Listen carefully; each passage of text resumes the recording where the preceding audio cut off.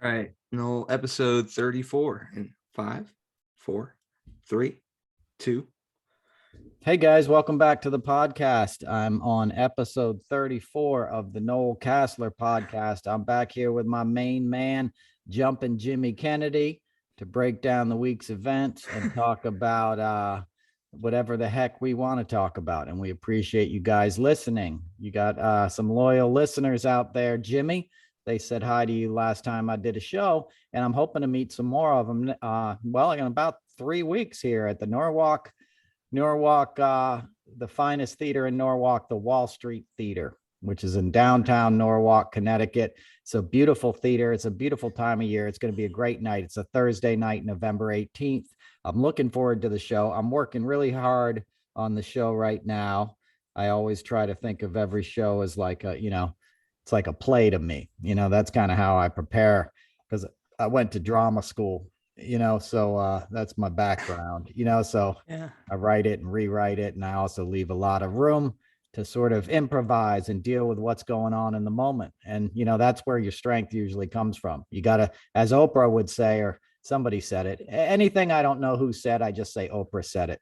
But you got to leave room for God to walk through the room. Do you know what I'm saying? You can over rehearse stuff, and you got to always be open to the moment, and on stage, I've often made the mistake, especially in stand up, because when you're starting out, it's like, oh, it's so hard. And, you just don't ever deviate. Don't try a new joke at the beginning. Other comics will give you all these like rules to live by and fill you with fear. And you listen to them, and then you realize, you know what, there's probably something funnier I can say right now. And sometimes you'll be like, I'm not going to say that because it's not in the script. So that's a long way of saying I don't always stick to the script. I certainly don't stick to the script on this podcast. That's not what it's about. It's about a freewheeling conversation, and we welcome you guys to jump in too. If there's things you want me to talk about or you want Jimmy to talk about, hit us up in the DMs and let us know, and we'll address it. Any questions or anything, because there's a lot out there to decipher, But with that being said, let's get into it this week. How you doing, first of all, Jimmy? You did your own podcast yesterday?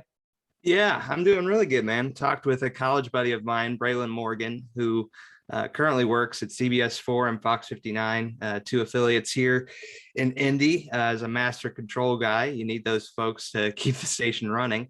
But he also works as a model on the side. Very handsome guy. Good to have somebody with a face for TV on the show for a change this week. But really cool to talk with him. He's one of the most authentic guys I know. He came out as bi in college and talked about that experience. And, coming out as bi in Indiana is different than other places, because he had to navigate the culture that we have here in the state. But one of the strongest and most talented guys I know. So if you go to jbkonair.com, you can listen to the episode. Well, that sounds good. And he's an African-American gentleman too, right? Yes, sir. Yeah. So, he had to navigate that whole thing of trying to identify himself, and where we went to school, UIndy, it's, about 90% white. So he was the minority among the majority, which was primarily white. And, you have to navigate that, unfortunately, especially in the Midwest where I am. But we had a good education, and he's bound for success. I'm sure of that. It looks like it. And that's why I mentioned it. Yeah. I wouldn't mention it otherwise, but so he's a black guy who came out as, bisexual. Like, that's just like God gave him all the courage. You know what I mean? And that's in Indiana is the point. And that's not an easy thing to do in Harlem, No. and to do it in Indiana, where, people are, kind of against you anyway. I'm not saying that to indict Indiana. We just know it's kind of a hotbed of racism and KKK and all the bad stuff, as is much of America. I'm not saying that to be funny. Like, you can look it up. KKK had, is a hotbed of support in Indiana. And, we're in a country that's moving backwards. That's what's so pathetic, is that this stuff shouldn't even be an issue anymore, and it felt like for so long, at least in the issue of gay rights, LBGTQ rights, we'd moved, leaps and bounds. I grew up with a mom who was closeted, who didn't come out until I was in my teens. So I grew up around, lots of gay men and lesbian women at a time where like you had to hide in the shadows. Right. We would go out to San Francisco in the summer, and her friends were all in the Castro district, which, this is the era of Harvey Milk and stuff. And they'd go up into like Marin County on the weekends and have these parties. We'd go up and like stay at this guy, had a big house up there. And, it was like, even then, even in the 70s, San Francisco, where you had an openly gay mayor, Harvey Milk, who was assassinated, or he wasn't, I don't know if he was the mayor, An elected official. right. He might have been the mayor. We don't have a fact checker, guys, and I hate making mistakes because I'm going to hear about it, but I don't have the ability to fact check in real time. But Harvey Milk was, a leading figure and a civil servant who was murdered by some bigot. And, and that was at the time the most openly free city for gay men and women in the country. And it was still difficult. So you thought, at least during the Obama years and gay marriage and all this stuff and equality being passed, that it was the one issue we were moving past, and the fact that like bigotry, homophobia, bullying, racism, all these things became the coin of the realm for the right wing Americans now is just disgusting. And I'm going to try to not get in a rant this week. It's hard not to, there's a lot of bad news. Some people, a guy I know passed away, I heard right before this show, Peter Scolari. He was a wonderful actor. I knew him personally for about the last 15 or 16 years. He helped me out a lot in my life. And whenever I didn't know him super well, but whenever I saw him, he'd be like, "Hey, Noel, how are you?" Like just such an enthusiastic, cool guy, brilliant actor, great stage actor, great comedic actor. He was before your time, Jimmy. He was on a show called Bosom Buddies, which is what made Tom Hanks famous. Yeah. It was a really great show. And then, Alec Baldwin is somebody I've also known for a long time. And, he was involved in a tragic incident yesterday in New Mexico filming a movie. And a brilliant cinematographer had her life taken from her, because they were using a gun, a prop gun that had a bullet in it. And it hit her and killed her and hit the director. And, that's probably going to be the topic of a lot of debate. And it sucks, it's a tragedy. So I send my thoughts and prayers to those people. I'll hold my comments. I wish every film didn't have like gunplay in it, like I almost wish we moved past like having violence in so many movies, but if guns are going to be used, and this is a Western, so you're going to have a gun in it. But like every movie has guns, and it's crazy. Like this is now the third time we've had one of these issues. There was, Brandon Lee, and there was a guy named Eric in the 80s who was killed like playing Russian roulette with a prop gun. It's dangerous stuff, but maybe someday we can look past like why are we also so attracted to violence? Like why does every show now have to have this horrific, violence in it? Some of them don't, but so much of it does. And that's a different topic. Eckhart Tolle talks about that stuff. It's like your pain body watches that. Like a really healthy human doesn't want to see really graphic, like recreations of violence. It hurts you. Even if you think you doesn't, it hurts your psyche. Yeah.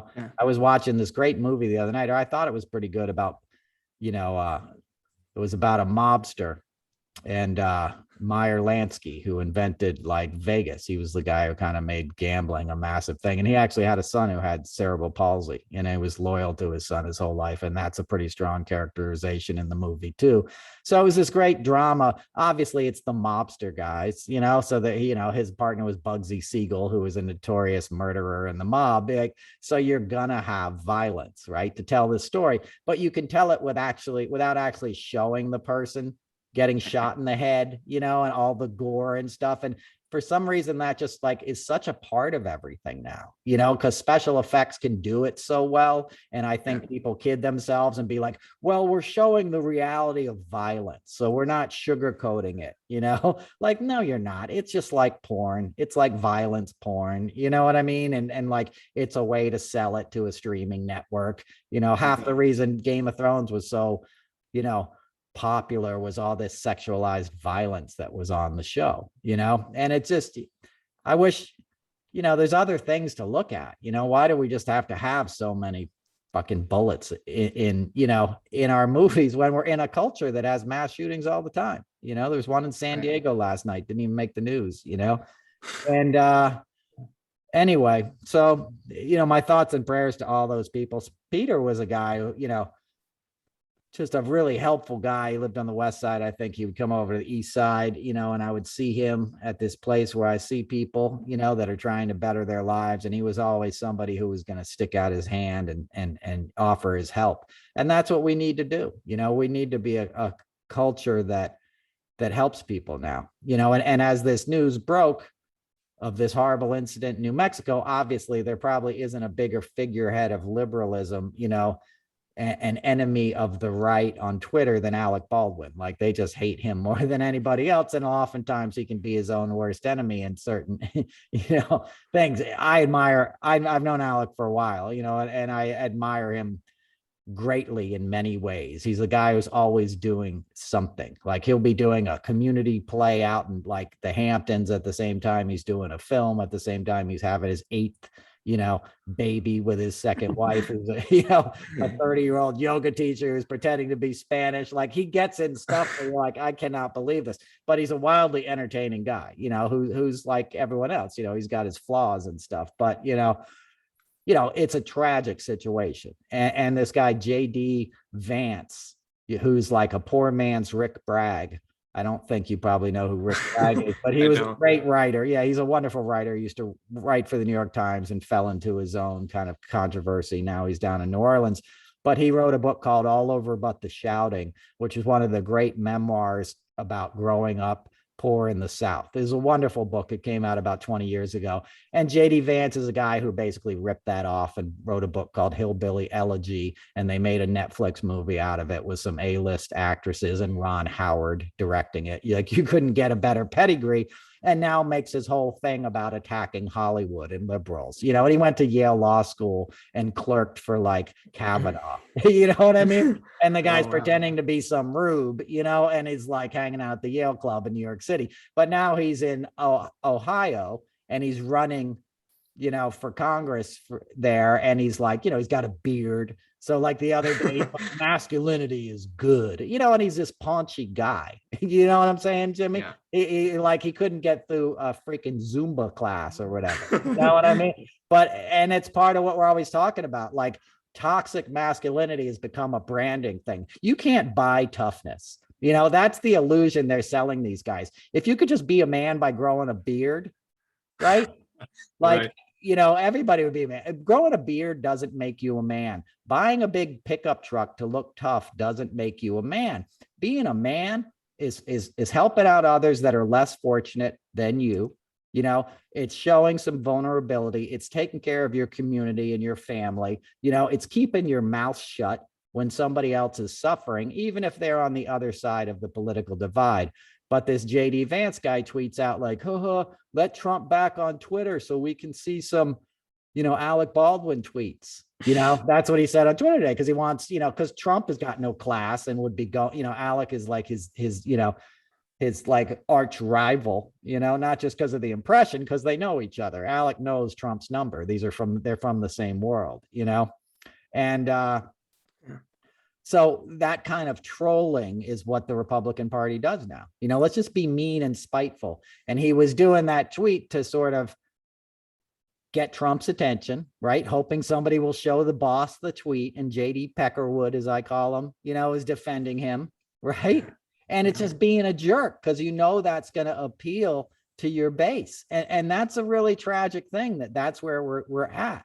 Marjorie Taylor Greene went and tried to hector Liz Cheney on the floor of the Senate yesterday after the January 6th commission hearing, and Jamie Raskin, and tried to pick a fight with them. And was like, when are you going to investigate BLM and stuff?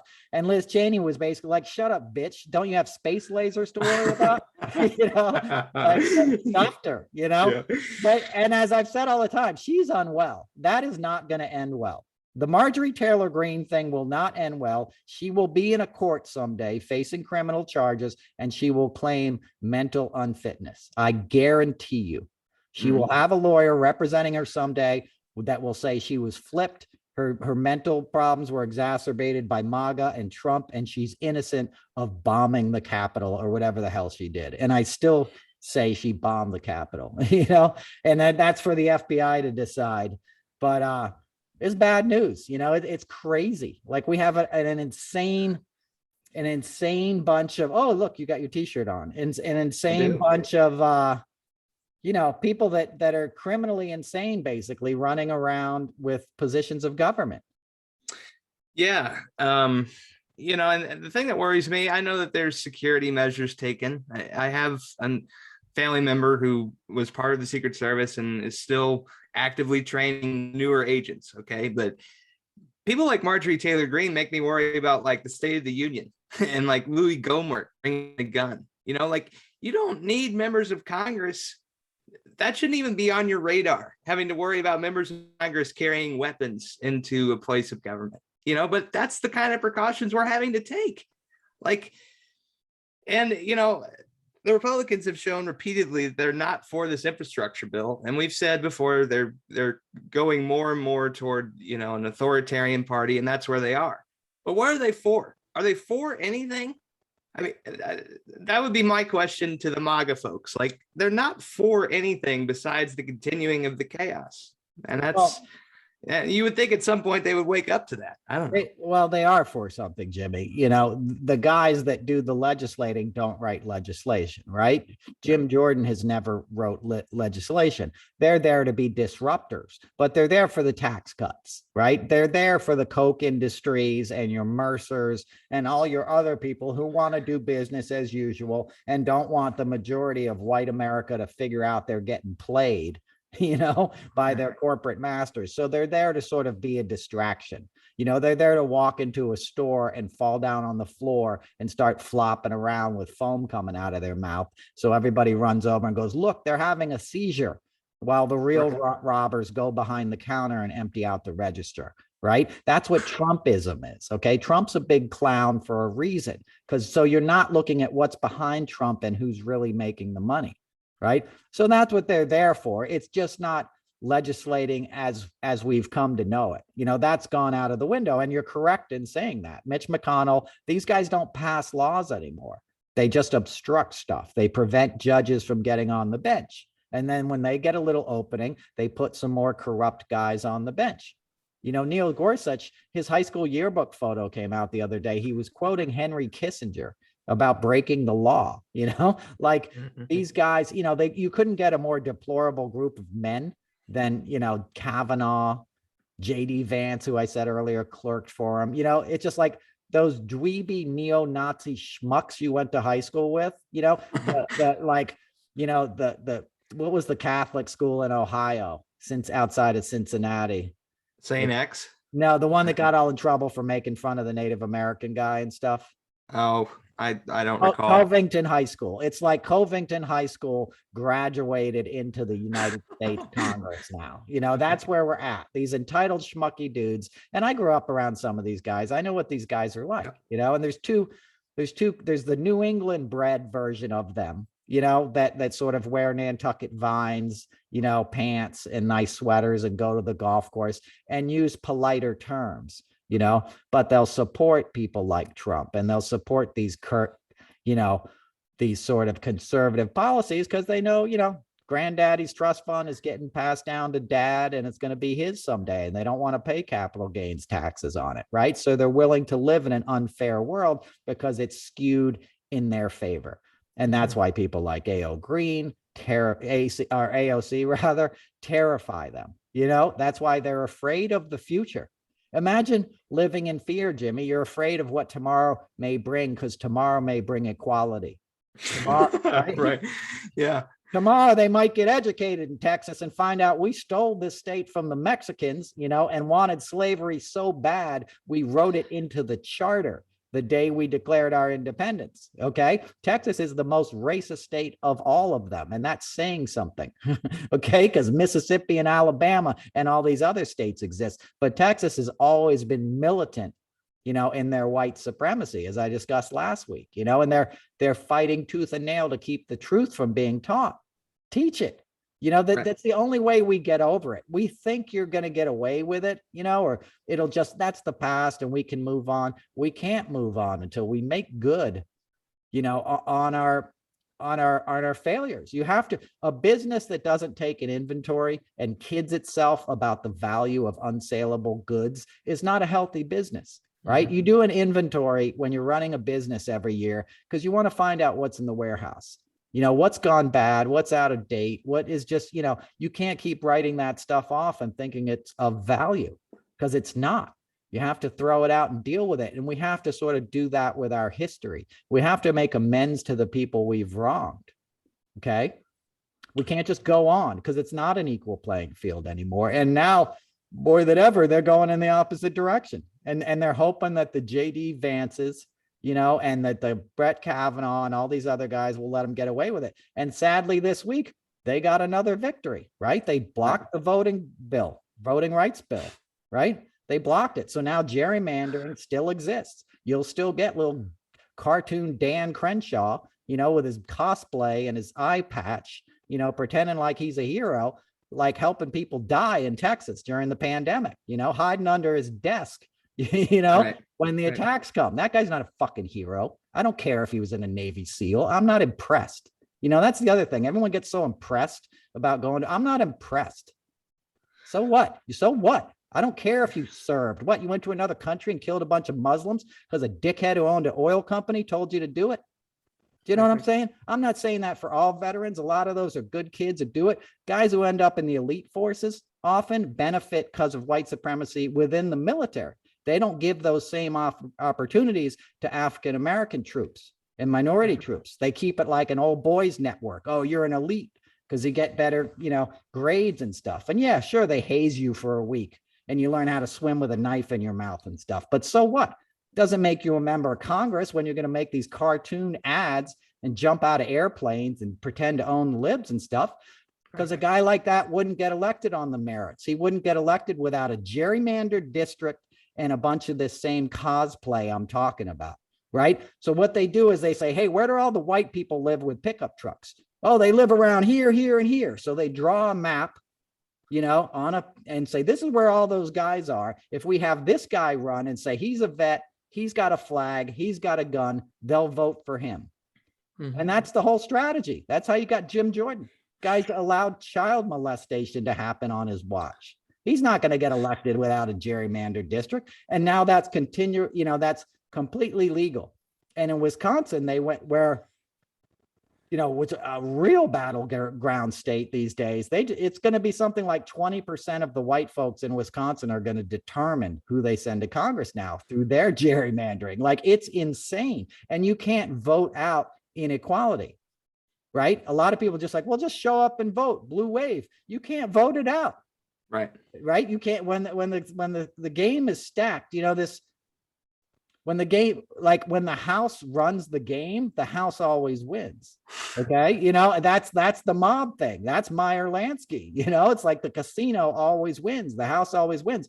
That's the GOP philosophy now. We're going to control the voting maps and the districts, you know, so we're always going to win. And even if we lose in these rare cases, now we control the state senators and the secretaries of state, right? And they're just going to throw out results now. And that's what's going to be happening.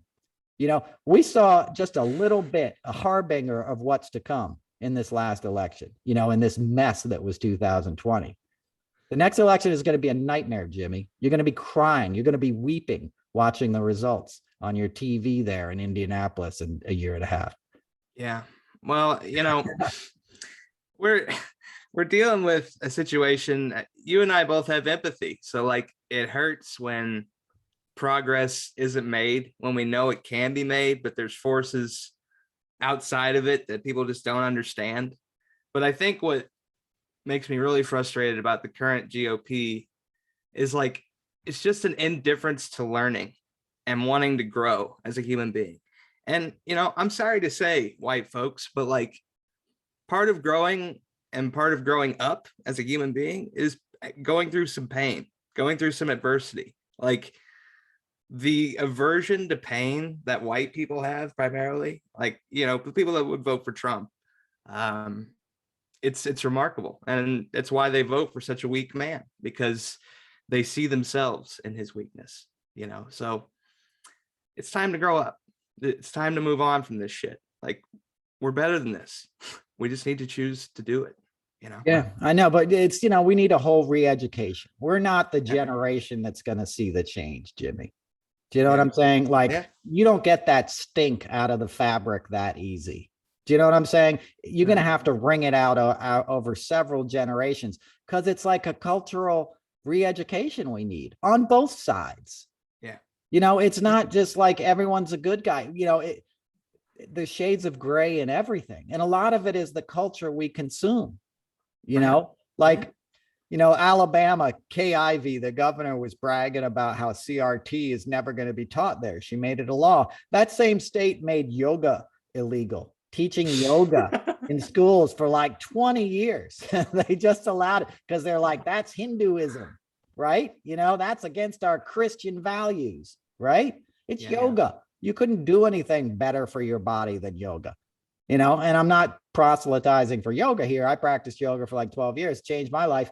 I haven't been to class in a year and a half since the pandemic. I do yoga moves every day on my mats and stuff. I got yoga mats everywhere in my house. Anywhere you walk, there's a yoga mat within 10 feet and a guitar, right? Because I need them both, to sort of align myself. But, yoga was never going to hurt the kids of Alabama. Mountain Dew was going to hurt the kids of Alabama. Guns in daddy's, closet were going to hurt them. Right. Poverty was going to hurt them. Right. Well, racism was going to hurt them. I'll let you speak in a second. Sorry. But yoga wasn't going to hurt them, and that's the kind of thing we need to teach. It's like prisons. We need to go into prisons and like teach yoga, and bring therapy animals in there and heal these people. We just executed another mentally challenged guy yesterday. That's two people that were like technically had the brain capacity of a child that our government has killed in the last like 2 weeks. Yeah. You know what I'm saying? That's not a Christian nation, and I'm not excusing their crimes, but like, this is insane. We've become numb to the suffering around us, and it's like you said, we don't have empathy. And what were you going to say, Jimmy? Well, if you're somebody that needs a religion on a daily basis, however much you need it and it benefits you, I'm not talking to you, okay, when I say this, but like, you've talked about the difference between love and attachment, right? And the importance of distinguishing those. I think a lot of folks that are currently Christians in this country are attached to their Christianity. They're attached to the images that are embedded in the Republican Party. That's what makes it so scary, right? It's nationalism and religion. My point is, we need to detach ourselves from religion and just look at it as a different point of view. We've become attached to our customs. That's what I'm saying. And that the more we can just open our mind to different ideas, the better it's going to be. I know that's kind of a general idea, but I've seen the attachment be ridiculous with religion, especially. Well, that's what makes people take up arms in the name of their religion. There's a difference between religion and spirituality, Jimmy. Okay. Right. Religion is dogma that's been handed down to you, usually by men trying to control other women, right? Like even the Catholic religion, like women didn't have equal rights, like Christianity, like, we fought, like they had like purges in the name of Christianity. You know what I mean? They killed people, like crusades where they would just murder you because you're a heathen. We have wars fought all over Europe because of Christianity. Look at Ireland, Protestants and Catholics and stuff. Do you know what I mean? And that's religion. Like you said, you get attached to it and it becomes this dogma. That's different than spirituality. Like when you get sober, they tell you you gotta get rid of your self-will will not make you stop drinking or using a substance, right? Like I can't stop drinking on my own as much as I want to. And I'll be like, this is really bad for me. If I take a drink, I'm going to keep drinking that. I'm going to keep getting drunk, right? Until my life becomes really, really bad and unmanageable.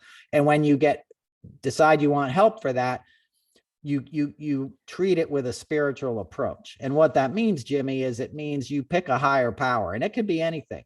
It could be your cat, right? It can be the room you're sitting in with other people that are seeking help, right? It can be a piece of cornbread. It doesn't matter what it is, okay?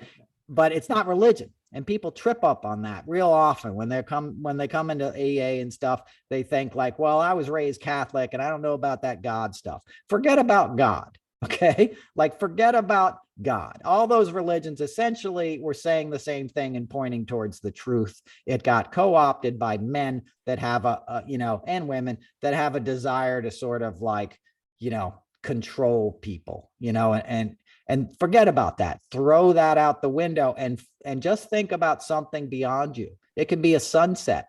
It could be one of those bugs we're talking about every week, a praying mantis and stuff. How can you look outside at nature and not be convinced of a higher plane, of like some kind of wisdom beyond yourself that makes all this stuff work, that makes those coincidences happen in your life where something comes about, at just the right time, when the butterfly shows up at your dad's memorial. Do you know what I mean? You know it when you feel it in your heart, when you're in the presence of truth and love. And ultimately, that's what spirituality is. It's love, and when you sort of surrender to that, it gives you a strength. And don't let anybody tell you they know the way. Find it yourself. Look within. That's what people need to do, is look within themselves, because the answers are there in your own heart, Yeah. But people get real tripped up on religion. It's a bad word, and it should never be involved in government, right? The separation of church and state was for a reason.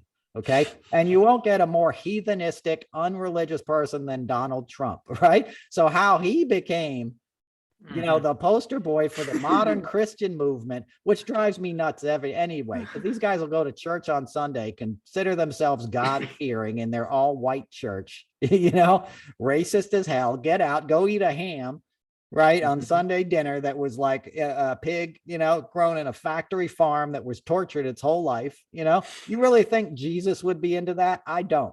I think Jesus would be a vegetarian if he was walking around right now. He'd be like, y'all motherfuckers are crazy. That's not what I meant. You know what I mean? Like, yeah.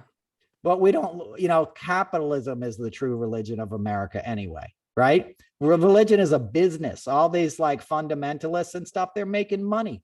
Joel Osteen or whatever the hell his name is, lives in a 70,000 square foot house or 17,000 square foot home, drives a Ferrari. If you're a preacher, drives a Ferrari, find a new church. Trust me.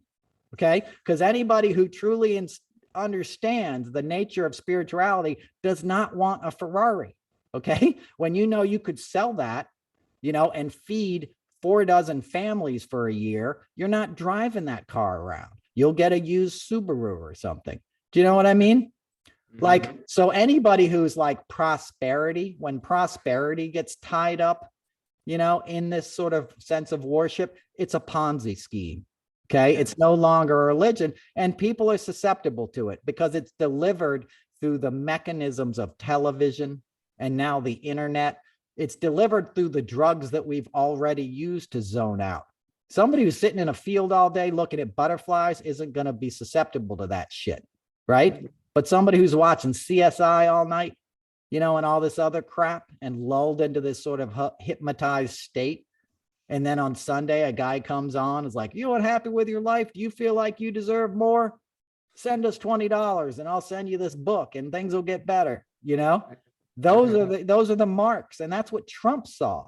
He saw the marks in American society because he'd already been exploiting them for 40 years. That's what his casinos were. He sent buses to Kentucky and Ohio and all these states, got senior citizens to get on these buses, take a fucking 10-hour ride to Atlantic City and put their Social Security checks in his slot machines. And then he sent them home broke and did it again at the end of the month. Right?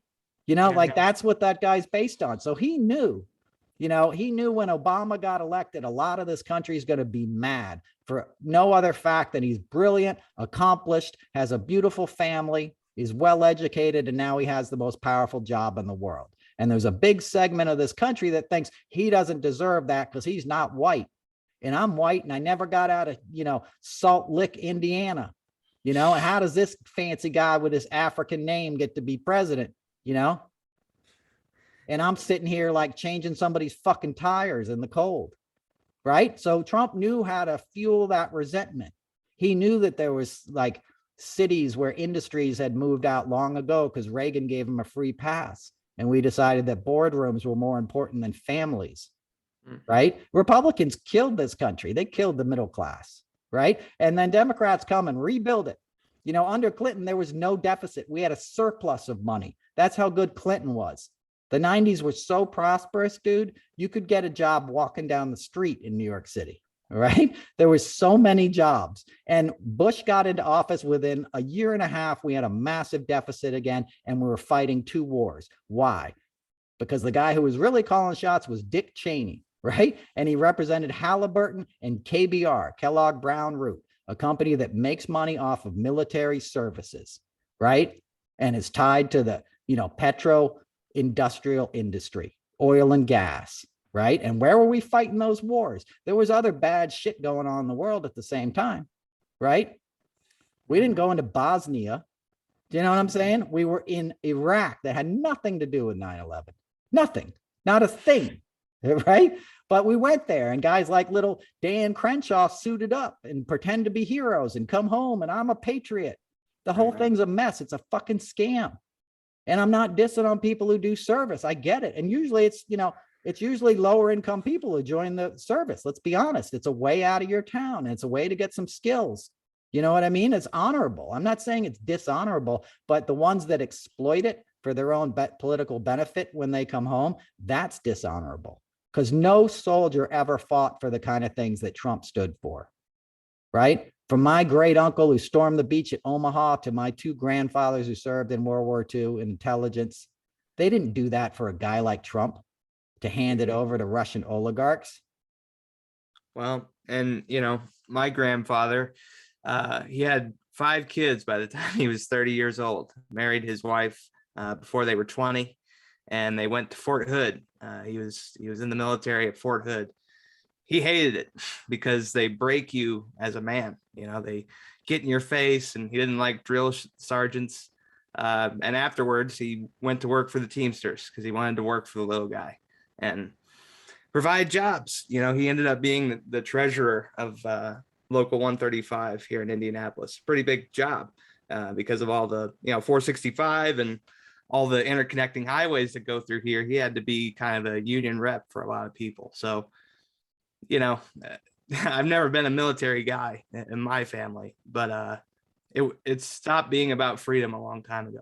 That's for damn sure. Yeah, and we need military. There's nobody's questioning that, but like it's a scam. I just hate when it's exploited. We don't have to rehash it. Trump dodged a draft 5 fucking times. You know what I mean? He punched his son in the face and said he would disown him when Don Jr. said he was going to join the Marines. He punched him in the face actually when he didn't have a tie on to go to a basketball or a baseball game, but they don't serve. You know what I mean? His grandfather got kicked out of Bavaria because he was afraid to serve in the army.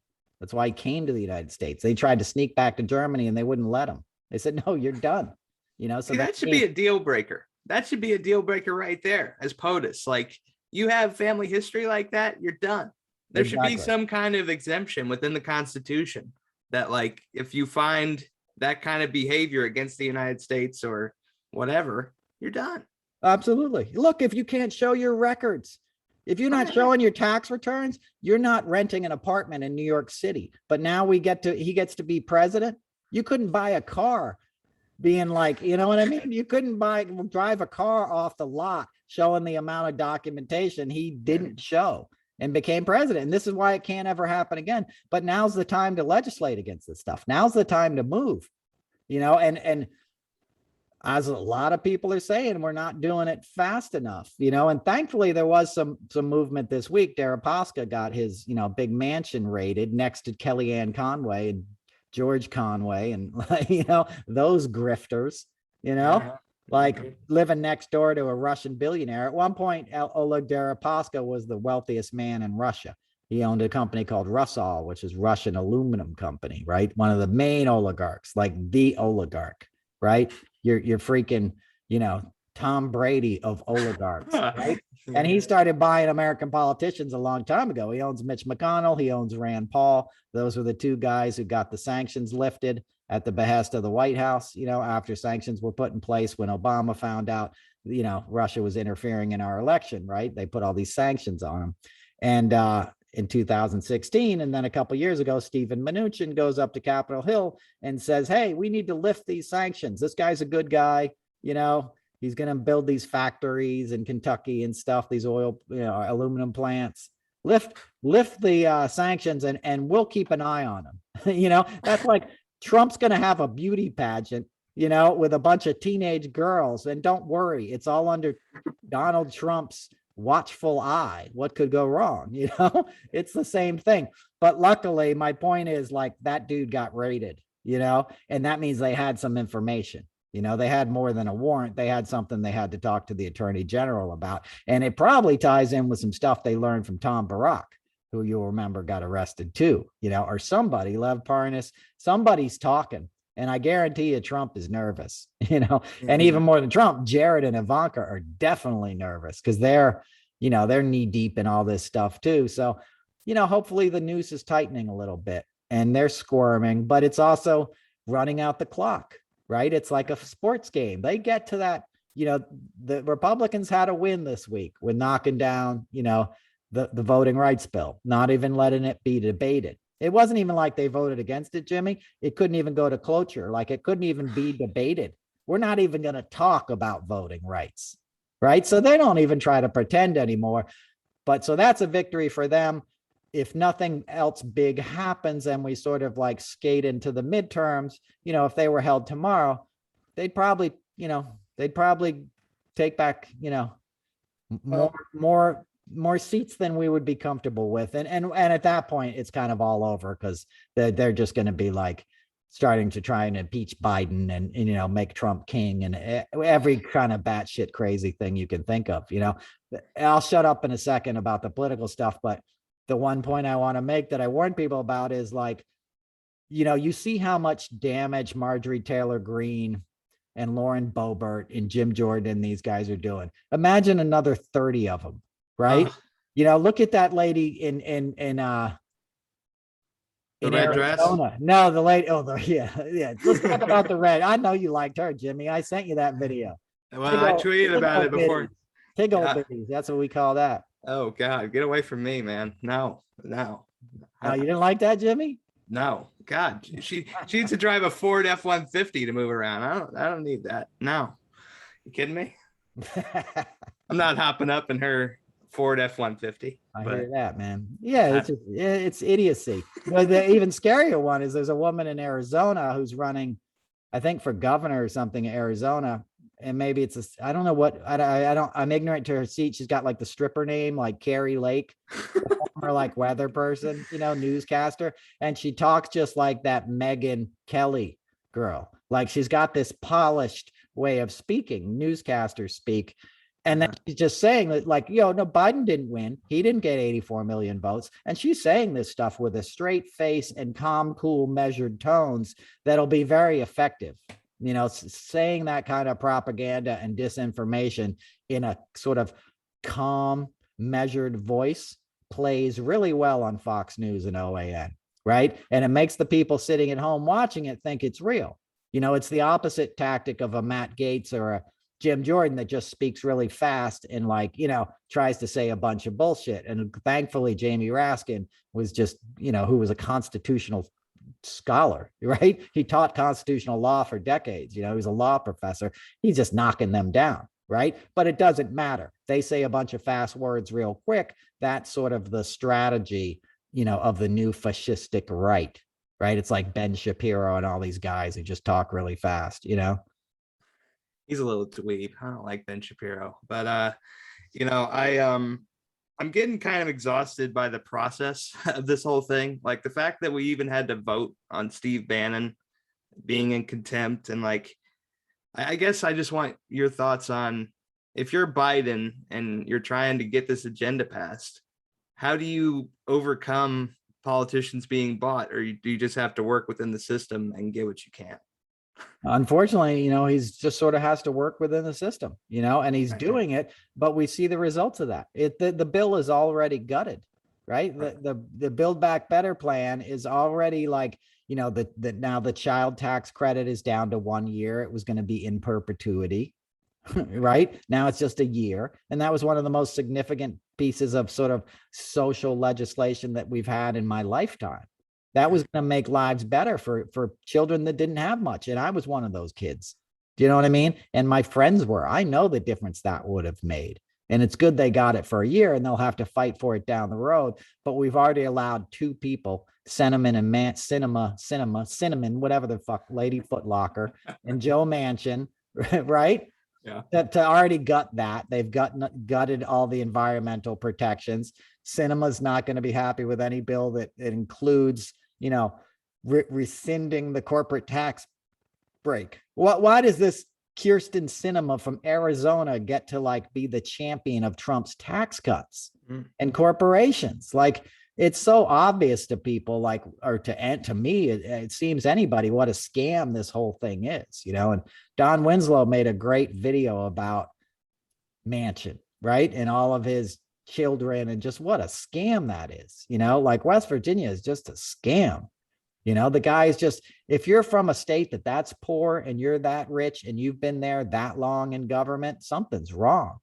You know, like, where's the money going? You're embezzling it, essentially. You know, these guys are embezzlers. And Kirsten, whatever the hell her name is, she saw she can make a quick buck. She doesn't care about getting reelected.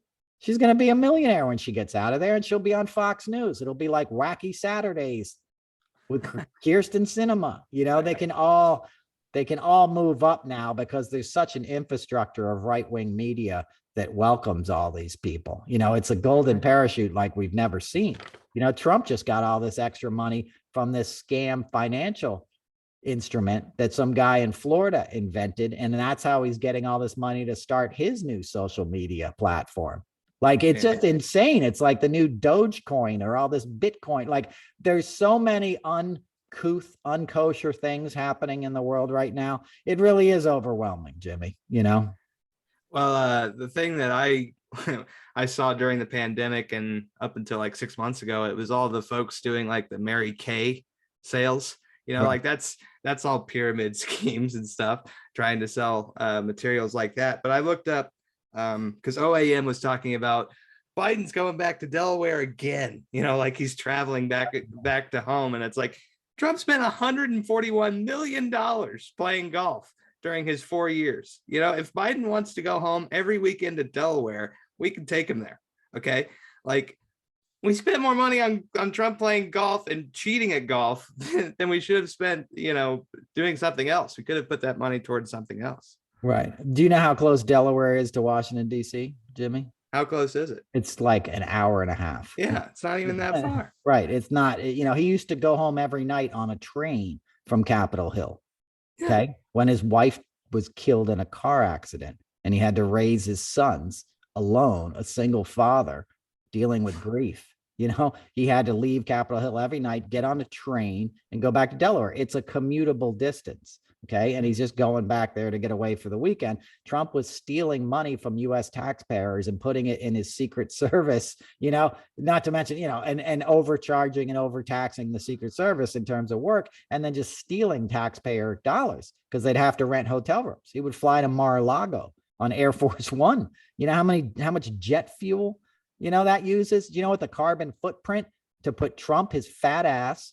Melania would barely go. She'd be seeing Hank up in New York City. So she'd have her own detail going up there to get a little, you know, get her some on the weekends. Trump would go down there to get the Trumpettes. You know, it's the only reason Trump needed to be in his clubs, because he wants to do side deals with no microphones and cameras around, right? He wants little Lindsey Graham to get in the golf course so he can remind him what he's got to do next. You know, he wants to just like switch to the cocaine on the weekend down there in Miami. Adderall will get you through the day, right? But cocaine will get you off. That's his party time drug, right? You know, Don Jr. was walking around with an 8-ball in his pocket for 4 freaking years in Secret Service protection, and he had no consequences. You don't think the Secret Service guys knew he was coked out of his mind? Do you know what I'm saying? We were paying for that. We were paying for Tiffany Trump to go shopping on Worth Drive in Palm Beach. I worked on Celebrity Apprentice taking care of the Trump family, Jimmy. I didn't even know there was a Tiffany Trump until the election. Okay. She wasn't allowed anywhere near Celebrity Apprentice because she was fugly. right? In Trump's words, she was ugly. You know, same with Eric. Like he barely saw Eric on that thing. He barely taught. He hates Don Jr. You know, I don't want to go off on him, but it's just they're all scammers. They've always been scammers. The people that work for them are scammers. You know, some of them are getting on the other side of the scam now, but like anybody who's like, oh, I want to work for Donald Trump.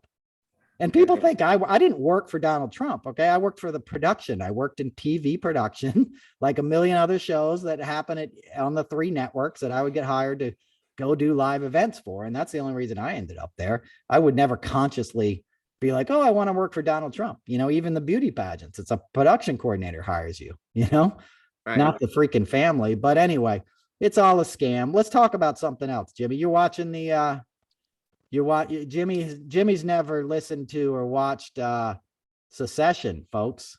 Yeah, I'm getting into that a little bit. I'm in the middle of several shows right now. I'm right in the middle of ER. I like that show a lot. I was a big fan of the first 5 seasons, which George Clooney is on, because George Clooney's the man. But I like Secession a lot. The shorter brother that's kind of funny, I like him. Yeah.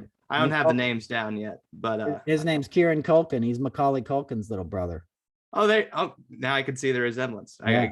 I get that, but it's beautifully shot. I like the cinematography, really interesting shots, and great actors. You know, good cast, well cast show. Wonderful actors, man. Great. Yeah. The best show on television by far. You know, it's fantastic. And the 3rd season just premiered last week, I think. I know, and it was incredible. It was so good. I won't give any spoilers to our listeners, but it's a great show. It's a great show. And so that's cool. Yeah, you like George Clooney, huh? I'm a big George Clooney fan, yeah. Yeah, I'm going to tell some George Clooney stories then. George is a great guy, and I got to work on George organized a big benefit for Haiti after this horrible earthquake they had in 2010, and we did a big benefit. I think on both LA and New York. I worked on the New York side, and we had like Sting and the Roots and like all these, you know, great bands performing, and we raised a lot of money. But the first time I ever met George Clooney, I was standing in a green room at Radio City Music Hall. It might have been the Grammys or something like that. And we had this green room down in the lobby, which was unusual to have one. Anybody who's listening and knows Radio City, there's a lot of room backstage, but like we did it in the front of the house, like downstairs in the lobby behind this pipe and drape kind of situation. And I'm standing there with George Clooney and Tommy Hilfiger. And in those days, Madonna used to have a woman that would walk in front of her, and she'd be like, Madonna's coming through, turn your head and don't look at her. Like really mean. Madonna, like I've worked with Madonna a bunch. You got to like bring her up in a private elevator, and you don't let anyone else near her. It's one of those Tom Cruise type things, you know, like look him in the eye, just bullshit. Right. And I know people love Madonna. I'm not dissing on Madonna. That's how she rolls. Okay. She's in the pain in the ass. Right. So anyway, I'm standing there, and this lady comes through like, Madonna's coming through, turn your head and don't look at her. Right. And like George Clooney looks at me and kind of raises his eyebrows, you know? And I said, dude, well, if you can't look at her, I sure can't look at her, you know? And he goes, dude, let's eyeball her. And he comes down to my height. Right. And she walks by, and we just like stare at her as she goes by. And then we're like high-fiving each other, you know? And that's how he is. He's a cool guy. You know, he's the biggest movie star in the world and can take a joke. Do you know what I'm saying? He's a natural prankster, you know, and he's just a real guy. He grew up in Kentucky, you know, like, right. He grew up poor. He had to work. He was selling like typewriters door to door or something, vacuum cleaners or something, you know, and he was around forever until he was in ER and got his big break. He was on a show that was supposed to take place in Peekskill, which is near me, but it was a show, I think it was called Facts of Life. And he was like a regular guy on Facts of Life in the 80s when I was watching the show, when I was a kid, Jimmy. So, you know, he's a guy who knows how lucky he is, and he uses his platform. And there's probably nobody that scares Jim Jordan more than George Clooney, because he's going to come out with a documentary about what went down there in Ohio. Yeah. And man, that's going to be the end of Jim Jordan. I'm surprised he's not already hightailing it out of there. And I'll tell you, man, the NBA tipped off the other night, and boy, I hope LeBron runs for Congress or something, because he had a great black suit on for the opening night, man. Looked like Bruce Wayne, and that was kind of his caption, LeBron Wayne or whatever he said. That's funny. Yeah, you sent me that pic. LeBron's my favorite athlete. I mean, he's such a good guy, and he just does things. I've talked about it on this show before. I started crying when I was sitting in Cleveland one time next to my hotel. I was staying at the Ritz-Carlton, and this is where you stay when you're in Cleveland, right? You stay there too, right, Jimmy? I do. Yeah. Yeah. So you stay at the Ritz. There's only like 2 places to stay in Cleveland. Like when you go there with a band, you stay at the Ritz or you stay at this other hotel when you're doing like Rock and Roll Hall of Fame things. I was there for the Rock and Roll Hall of Fame, some kind of thing. And there's like a Hard Rock cafe next door. And I went down and I was like reading the newspaper and eating like whatever you eat in a Hard Rock cafe, right? Like some horrible thing, a burger or something, and something I shouldn't have been eating. And I'm not eating now. But anyway, when you're on the road, that's the other thing, Jimmy. You try to be a vegan and a vegetarian and you tour in America, and it's really hard to eat healthy because America doesn't eat that healthy. There's hip kind of like places in every town. There's sort of the crunchy, like alternative, cool side of town everywhere. That's not where you stay when you're on tour with a band. Okay. You stay in the center of town. You usually stay where like all the office buildings are, and they're usually closed, right? Because you're usually there on a weekend or something, right? So you're always in like, you have no choices to eat, and so you end up eating in a tilted quilt or something like that. Kilt, like they have theme, like misogynistic theme restaurants in America, and anyway, you eat in one of these places, it's hard to eat healthy. So as long as I was a vegetarian or vegan, like I would slip up on the road, and anyway, that's not my point, but I'm sitting there reading this article about, I think I've told this story before on the show, about his foundation, and he's trying to get kids to improve in school. And he would have all these like incentives, he'd give you a bike, and then he'd give you like time at a summer camp, like a vacation and stuff. And the beautiful thing that he realized is he would include the kids' parents too, right?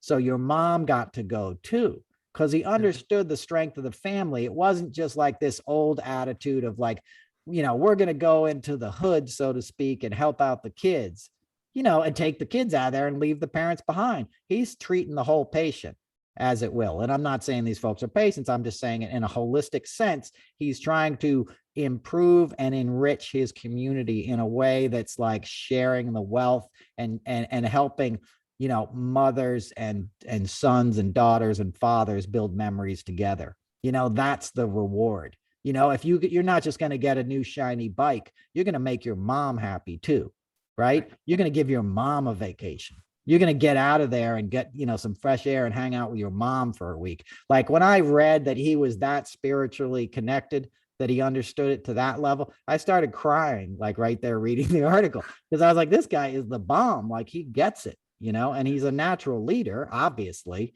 he's one of the greatest athletes you'll ever see.